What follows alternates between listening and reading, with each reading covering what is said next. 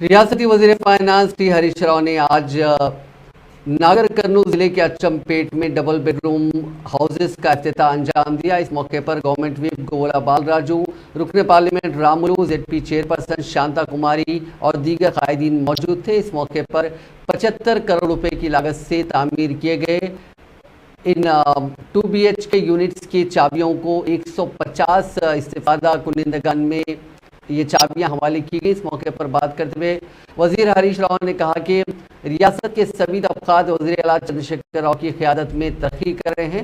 उन्होंने कहा कि सभी गरीब ख़ानदानों में ये मकानात तकसीम किए हैं, जिसके लिए उनसे 1 रुपया भी नहीं लिया गया।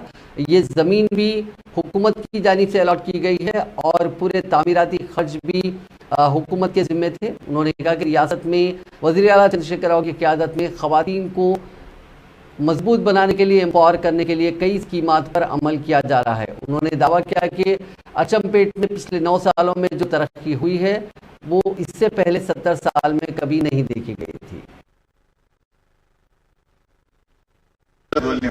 మరి మీరు కూడా ఆలోచించాలి. వెనకట ఏమన్నా కర్మండ ఇంత అన్నం పెట్టినది ఏమన్నారు, మన పెద్దలు ఏమన్నారు, దేవదలవాలి. మరి ఇలా గోల బాలరాజు మన కేసీఆర్ నాయకత్వంలో ఇంత మంచి ఇల్లు కట్టిస్తే మరి యాది చూసుకోవాలన్నా అవుతా. ఇప్పుడు నియత ఉంటేనే బతక ఉంటారు, కరెక్టే. దాని నియతే మా బతక. మరి మనం మర్చిపోయినామనుకో, ఎందుకంటే మాట అందరూ పెద్ద మనుషులు వీడేంద్ర తిన్నింటి వాసాలు ఎక్కువ పెట్టుకున్నారు అందరూ అనుకోదురా.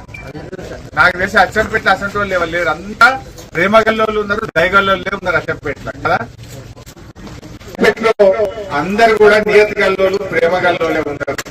ఎందుకంటే మీరు ఎంతో ప్రేమగా ఇలా మీ ఎమ్మెల్యే గారి మీకోసం కష్టపడి ఇల్లు కట్టించినారు.